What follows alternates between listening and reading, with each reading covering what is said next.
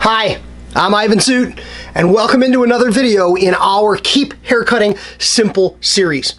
Haircutting is supposed to be simple. Haircutting is supposed to be fun. I'm not sure why so many people want to try to make it complicated, but let's keep haircutting simple. That's what the series is all about. Today, I want to talk about the term sectioning. While we're going to define the term, we're also going to share a little bit about what sectioning is all about. Basically, a head of hair is a big head of hair, and it's a lot of hair. And in order to structure a haircut, in order to break down a haircut, in order to build a haircut from a solid foundation, we got to work with less than the whole haircut. We're going to work with what we call sectioning. And sectioning is just that. It is a section or a portion of the entire head. Now, there are no rules for how many sections or rules for the shape of individual sections. What I can share, though, is that the haircut that you're crafting will dictate the sections in which you'll break it down. For instance, in the case of a one-length lady's haircut, when I went to school, it was very commonly taught that the head would be divided into 4 sections or quarters. Front quarter sections, rear quarter sections, splitting it front to back and side to side through the apex at the top of the head. That would represent 4 sections. Now, I've seen men's haircutting systems where they base all haircuts on 4 sections. They have a section that they refer to as the exterior, which is through the parietal ridge and the occipital bone, the lower half of the head, and then another section that represents the transition at the flat of the head, a third section that represents the area where the top and the side comes together, and then a 4th section that simply represents the top of the head.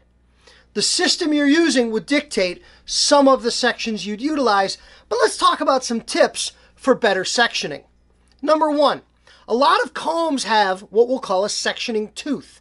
That's a space at the end of the comb between the last tooth and the first tooth, right in through there, that allows for easier, better, and cleaner sections. And while we're talking about cleaner sections, it's important to point out that the cleaner you section, the more distinct those sections are, with hair on one side versus the other of a very clean parting line. More on partings in another video.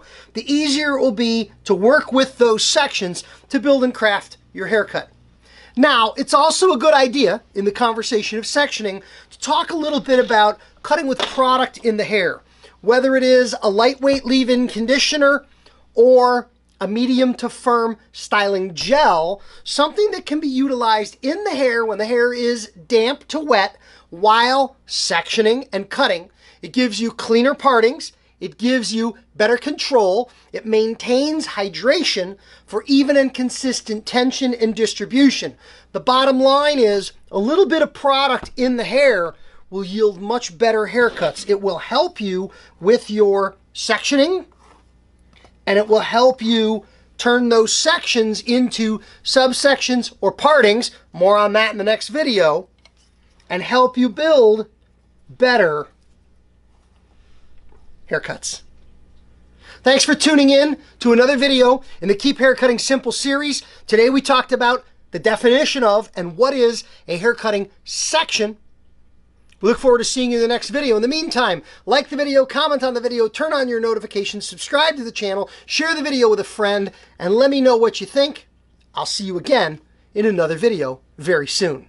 Have a great day.